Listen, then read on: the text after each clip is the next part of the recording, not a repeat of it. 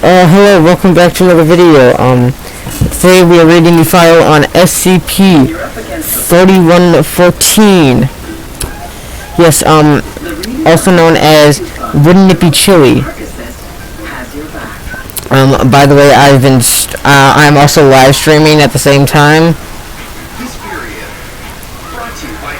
I've been streaming for 16 minutes and 35 seconds at the point of starting this recording. That I started recording the video.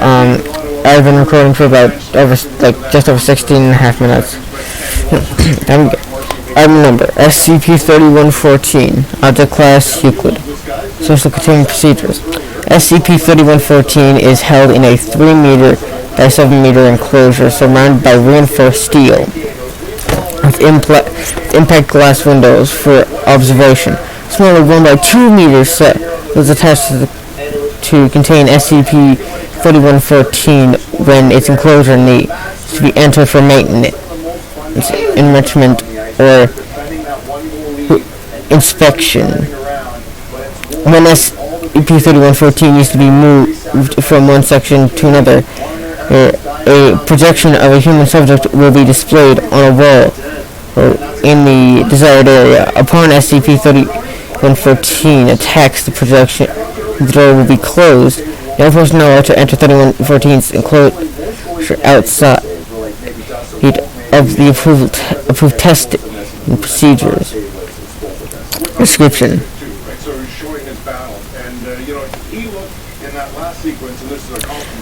SCP-3114 is an animate human SCP-3114 is an innate human skeleton. It stands approximately 1.6 meters tall and weighs 34 kilograms. Though it has no articular or connective tissue, its individual bones remain in place as they would in a human body. Individual bones can be pulled out of position but quickly returned to the correct position when there is no longer an outside force acting on them. Though SCP-3114 is made of similar materials as human bone, it is much denser and stronger, requiring more than 3 times as much force to break. A broken bone will mend, though it takes several weeks for a larger bone. There is no current explanation for SCP-3114's ability to move. Its observed range of motion in its joints are similar to a healthy adult female's. It is much stronger than a human of comparable size. It is able to lift at least 250 kilograms with one arm, and has a measured grip strength of 270 kilograms. Its maximum observed foot speed is 60 kilometers an hour. SCP-3114 is able to react to visual stimuli with an apparent field of view similar to a human's. However, it does not react to sound or smell. It responds to touch, but it is difficult to test its sensitivity.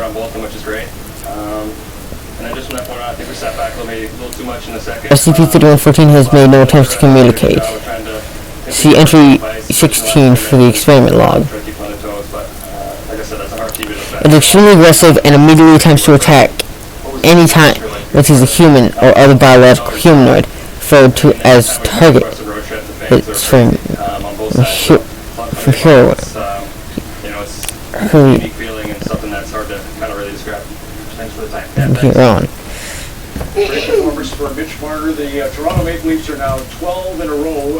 Once he's a potential target, SCP-3114 will take the quickest, most direct route it can, only avoiding obstacles it cannot push through. Once it reaches the target, it will latch on with its hands and begin squeezing around the throat. Once the target has stopped moving, SCP-3114 will begin tearing into the target's body and pulling out its bones. Over the course of several hours, once it has completely removed the target's skeleton, it will attempt to pull the remaining flesh over itself, and this tears the flesh into multiple parts. Once the body is no longer in one large piece, it loses interest in it. When no target is present, SCP-3114 is very docile. It explores its enclosure but does not attempt to escape. SCP enrichment objects such as blocks, tires, cardboard boxes, and sticks are provided and replaced at regular intervals. When the lights are turned out for the night, SCP-3114 lays down and becomes motionless. Though it resembles sleep, it is still capable of responding to visual stimuli. Entry log expert. Entry 3. D1724. A 120 kilogram adult male. Date.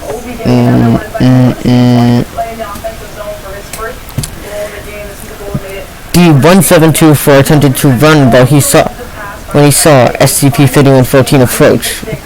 When it caught him, he attempted to fight back, but it was unable to do appreciable damage to SCP-3114.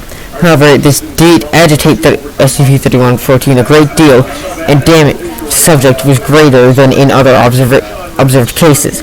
SCP-3114 gave up removing the subject's bones partway through when it became clear the subject's body was not intact. The remains were placed in a corner. SCP-3114 placed several sticks and a cardboard box on top of the subject, as though burying him. Entry 5. Store mannequin dressed as a D-class personnel. Date. SCP-3114 ran to the subject as expected. However, it stopped several feet away. It stared at it for several minutes, then waved a hand in front of the subject's face.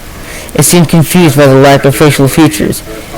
It proceeded to touch on the top of the head, tapping it several times, before finally carried it back to its enclosure, where it placed it in the corner and mimicked its pose several times while standing next to it.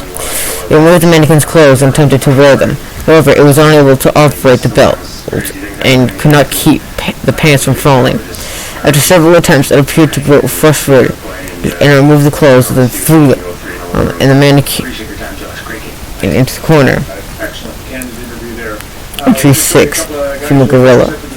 The date is been censored or expunged, which for some reason the Foundation doesn't want anyone finding out the dates of these tests.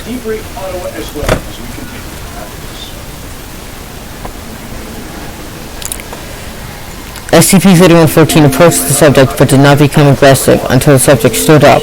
SCP-3114 proceeded to engage in its typical behavior. However, the gorilla was able to break SCP-3114's left arm before it expired. SCP-3114 was unable to fit itself into the subject's body, giving up after the body was no longer attacked. It was buried in the corner, as with previous subjects.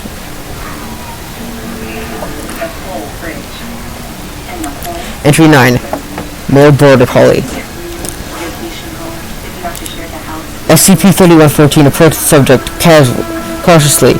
It examined it with its fingers and seemed surprised when the dog licked it. It interacted with the dog for 2 hours, becoming visibly more excited.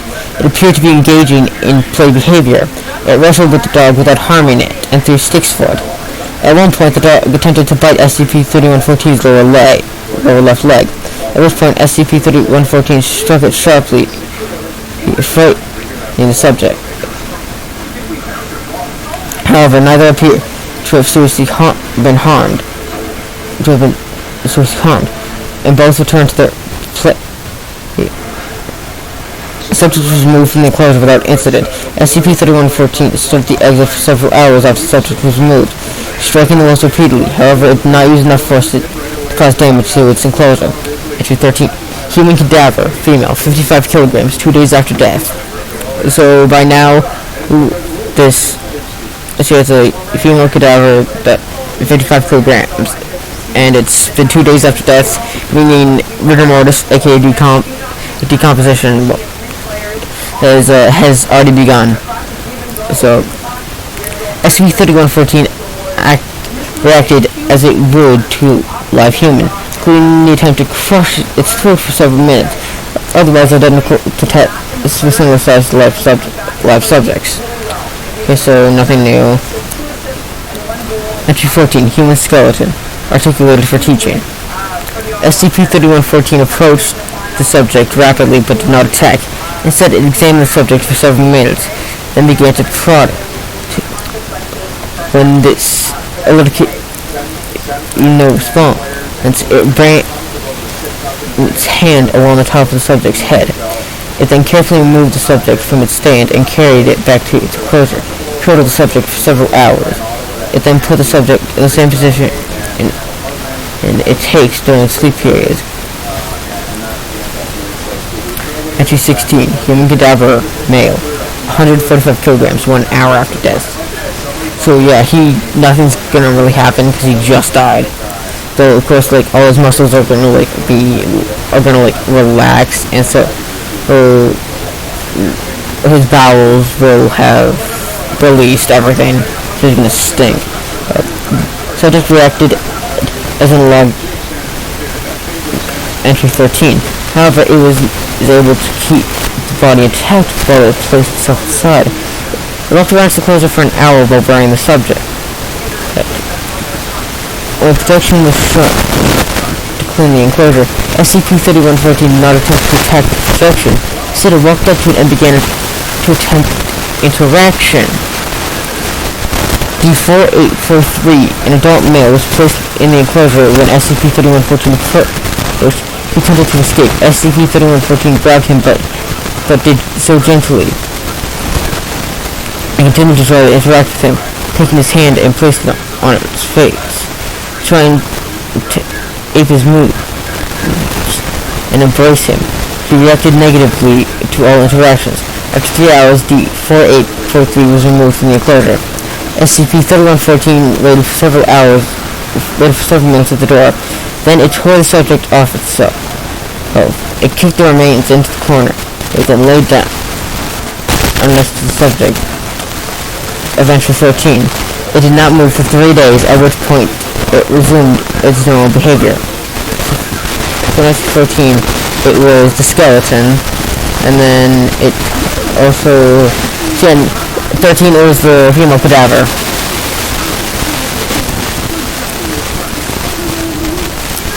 So that's SCP-3114's file.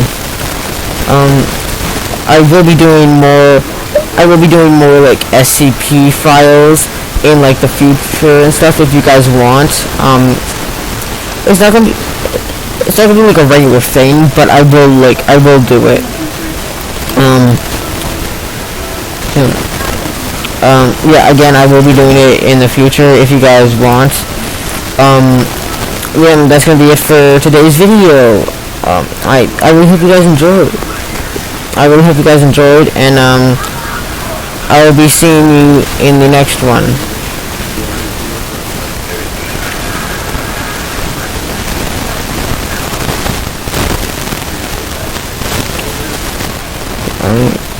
Yeah, the stream's now done. Something I found strange is that there's with SCP-3114,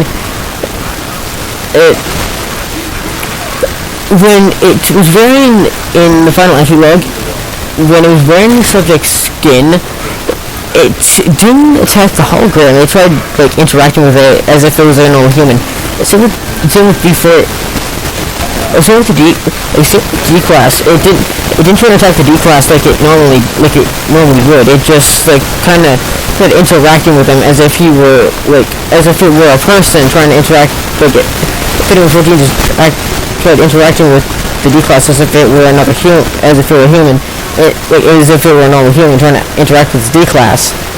Of course, like he's a D class, and like he sees this thing wearing a dead guy's skin. Like it knows it's an SCP. It knows what it is, and that's wearing a dude's skin. So it's understandable. So the guy's understandable. Skip. He's fucking terrified, and then of course tries getting out to the point that he's really removed because 3114 is trying to interact with him. I feel kind of sad for 3114, but from the description it says that it appeared to be the skeleton of a female. that it appeared to be like a female. But something I find that